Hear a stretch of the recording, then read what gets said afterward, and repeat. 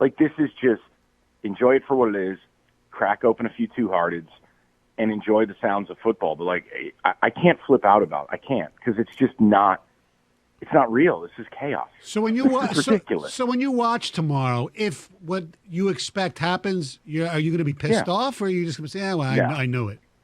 No, because look, I don't like anything about Michigan, and Michigan doesn't like anything about us. I get that. That part will always be there. You could have two kids in the neighborhood playing marbles, and one's in a Spartan jersey and one's in a Wolverine. I'd root for the Spartan, even if the kid's a jerk.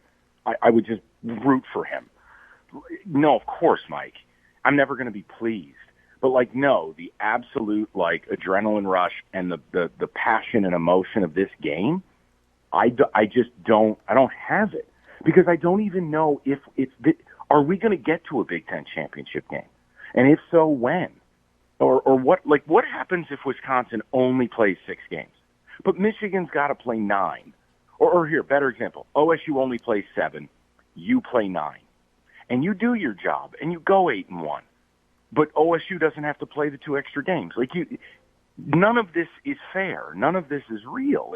It's just chaos. Because we have these rules that aren't going to allow players to get this done. And I understand they are the safe rules, and they are what the Big Ten thought was right. Who am I to argue?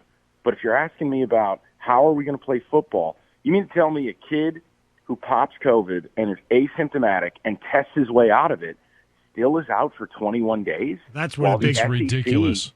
Right. The SEC, John, they can go to a Chevron gas station, pop a test. Oh, I'm negative. I'm back Saturday night.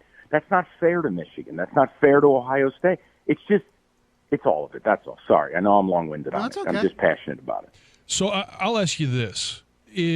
What are you hoping to learn, or can you learn anything about Mel Tucker by 3:30 on Saturday? Because here's what I'm hoping to learn. I'm hoping that whether it's just a more disciplined team, because of all the things that you had said, not only is a new coach at a disadvantage this year, but if you don't take over until February, and then a couple of weeks later, before you've even had a chance to shake hands of all of your team, you're not allowed to meet, you're not allowed to practice, you're not allowed to do all of those things. So he's already behind the 8 ball. But is there something between last Saturday and this Saturday where you can look and you can say, at least they did this, or at least they fixed this? All right. I mean, John, okay, the obvious answer is, can we not turn it over 7 times? Excuse me.